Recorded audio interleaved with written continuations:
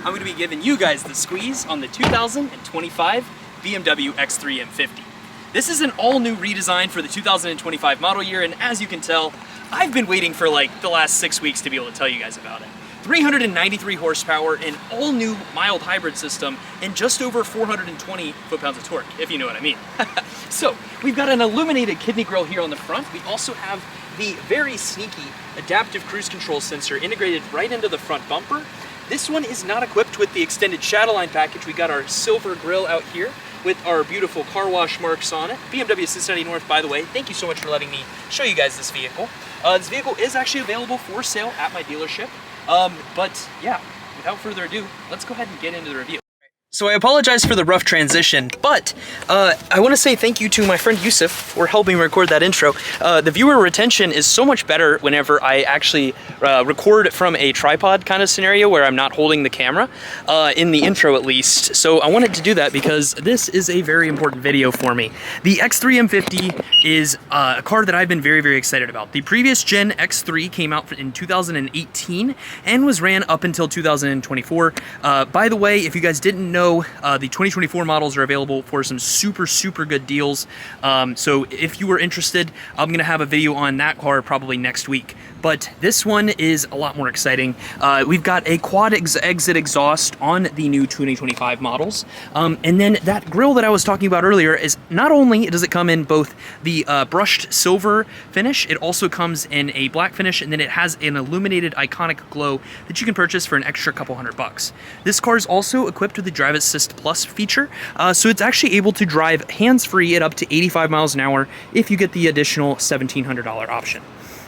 You've got all new 2025 wheel design. So this car is equipped with 20-inch wheels on all four corners. On the front of the car, you have 255 millimeters of rubber on the front, and then on the rear, you're going to be rocking 285 millimeters of rubber.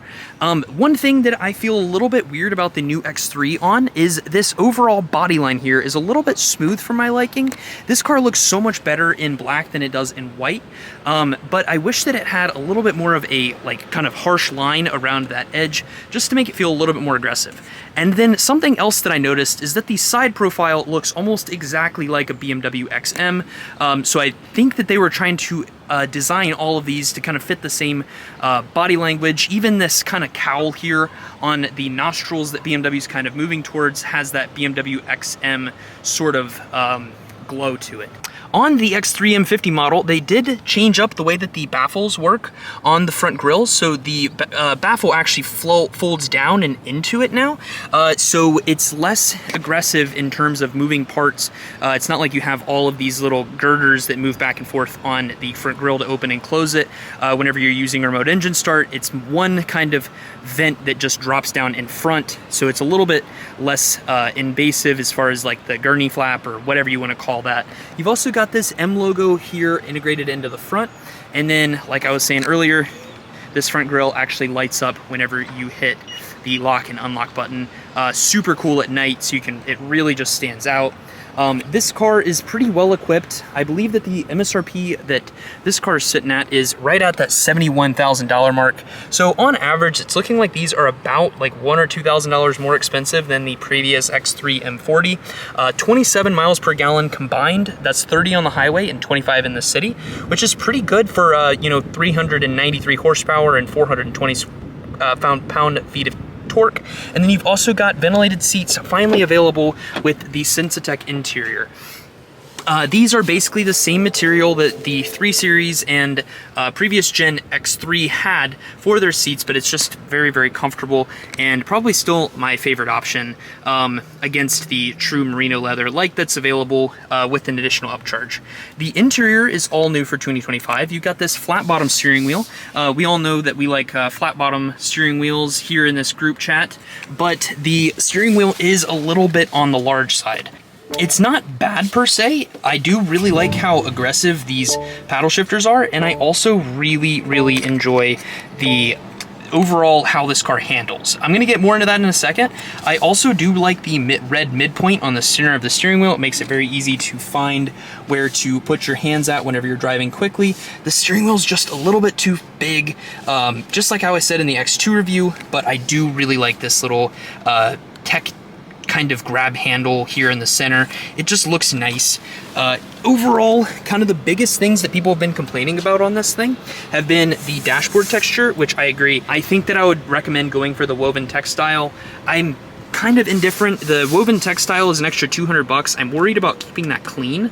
So if you're somebody that changes out their cars every 3 years, probably go for the woven textile. If you're gonna hold it for longer, this is better, but overall the material quality is not that great on the dashboard.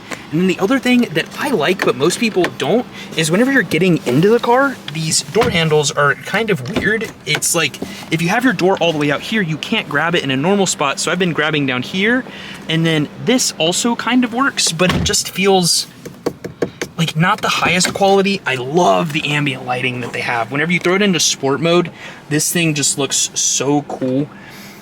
You get a bunch of different LEDs that go throughout the whole cabin. You got 17 different lights to choose from. The lights on the door go to red. In the jewelry box here in the center, which is what BMW calls it, you get that Cinder M trim, and then you've got more lights that go along at the dash here. I think it's really cool. You also still have available Harman Kardon. It's an extra 875 bucks, but worth every penny. I really like how this is kind of put together. For the vent controls, I don't like that that's separated, but it is what it is. That's not that big a deal at the end of the day, but just kind of one of those little critiques as somebody that's, you know, selling these cars. You also have the available optional luxury kind of mount here in the back. I think on an X330, this is like $300 or $500 or something like that, but basically it lets you click in an extra little accessory tablet. So like if you want a keyboard in the back of the car, it's standard on the X5, but they made it an option on the X3. Legroom is huge in the back seat with the driver's seat set in a 5'6" driver's position or 5'8" driver position. You've got probably about 8 inches or so of legroom here in the back, meaning, so with a 6-foot person, you're probably gonna be rocking around like 3 or 4 inches of legroom back. 2 USB Type-Cs here in the center. I would definitely recommend getting the optional $500 rear climate package. I think that it's going to look much better with that additional information there. Plus you can get rear heated seats, cool stuff like that. It just makes it look a little bit more premium. I love that you can put ventilated seats now finally on the driver's seat and the passenger seat. That's a complaint we got all the time. So thank you for BMW for doing that. While we are here looking at the roof, they got rid of my favorite thing. No more sunroof on the X3. Also, probably the third thing, and the thing that I really dislike about this car is the lack of a sunroof. BMW says that people don't use it. I think it's to save costs in terms of overall production capacity. It's one less thing to break, which is nice, but you know, I like sunroofs. That was like part of the thing that got me involved in BMW's brand. Since we're back here, the privacy shield basically can extend up and in. It's a new privacy shield design. I like it better than the previous one. It locks in a little bit smoother. It's just good. And as we mentioned earlier, this thing doesn't have run flat tires, so it comes with a little teeny tiny space saver spare, but you're not sacrificing any like interior capacity like you did previously when getting an interior spare, so that's pretty nice. Let's go ahead and get a little bit of an exhaust rev. I am gonna have some clips here for you in the driving portion of the vehicle, but let me give you some turkey and show you guys what this thing sounds like.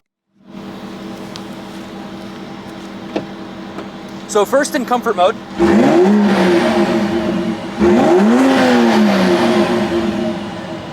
All right, now we're gonna throw it in Sport Plus.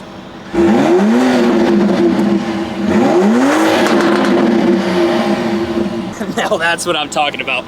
Good gravy, heavens of Murgatroyd. That 4 exit exhaust looks great. Wish that the diffuser was a little bit juicier here in the back, but that gives them room to improve for the M3 model. Let's go ahead and take this thing on a little bit of a drive. All right, so in the interior cabin of the 2025 BMW X3 M50, you are in a pretty decent cabin. I would say so myself.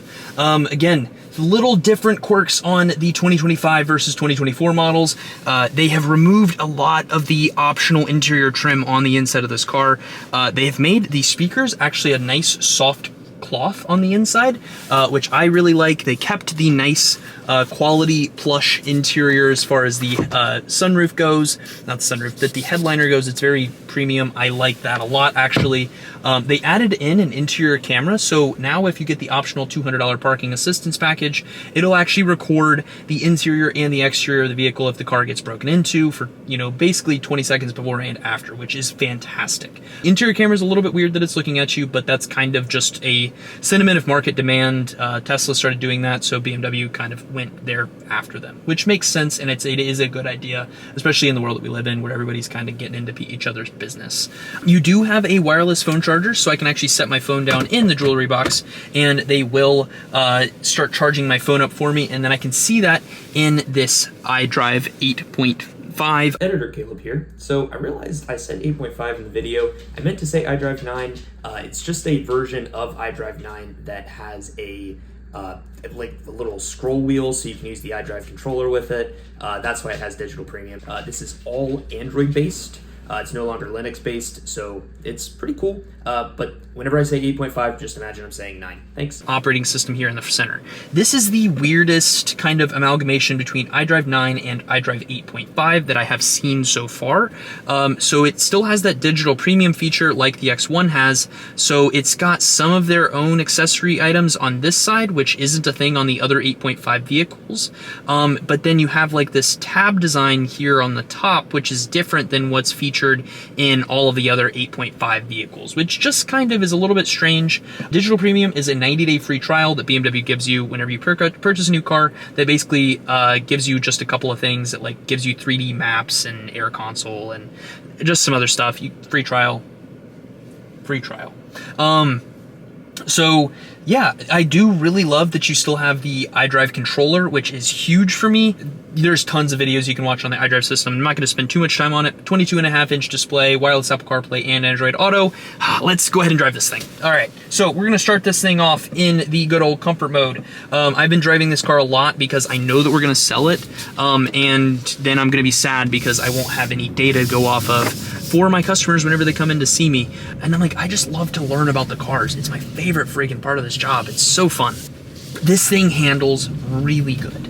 In comfort mode, not too shabby. I have noticed the iconic sound, which is the piped in audio in this car. Whenever you first turn the engine on, it does start lagging a little bit, which is a little bit disconcerting.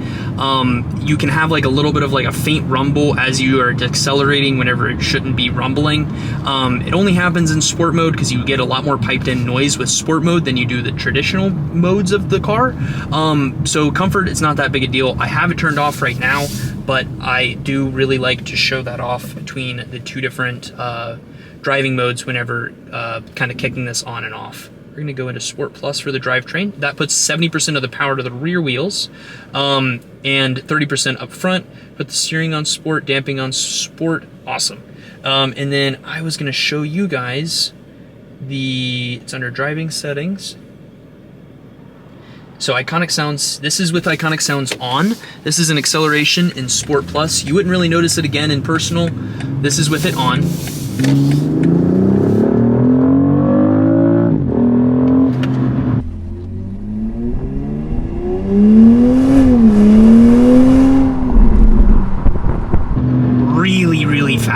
Really fast. Like 4.1 second, I think 0 to 60 time on the new X3 M50. It's kept the same amazing ZF8 speed transmission, which is a very, very good thing. I love the ZF8 speed. It's dead solid reliable. It's not the fastest transmission in the world.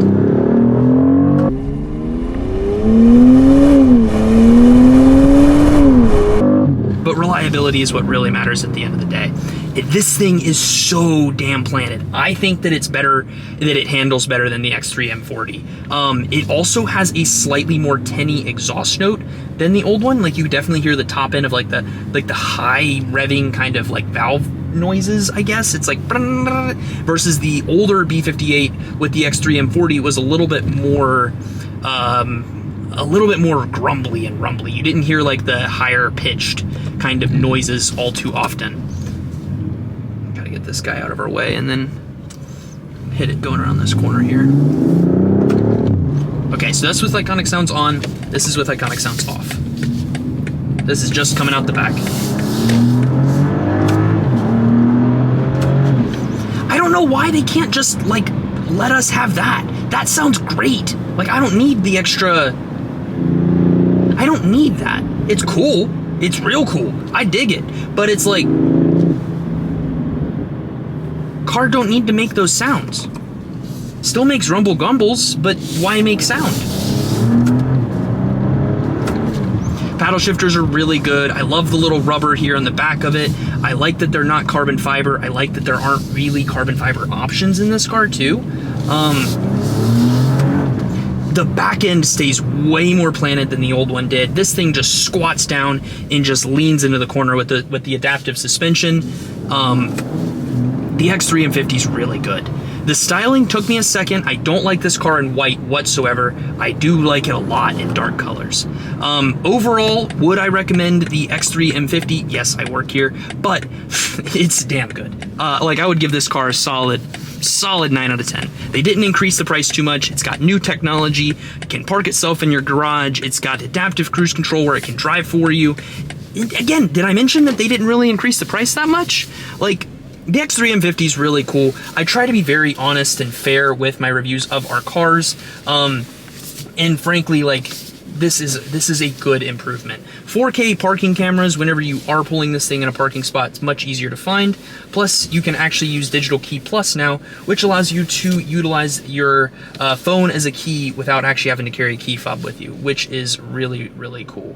Yeah, guys, I am a big fan of the improvements that they made on the X3 M50. Let me know what you guys think about the comments that I had in the comment section below. Let me know if you have any other questions, and I will do my best to respond to every single comment. Trying to hit 5K by the end of the year. Hit that subscribe button, smash the like button, leave a comment. Love you guys. Talk to you next time. Deuces.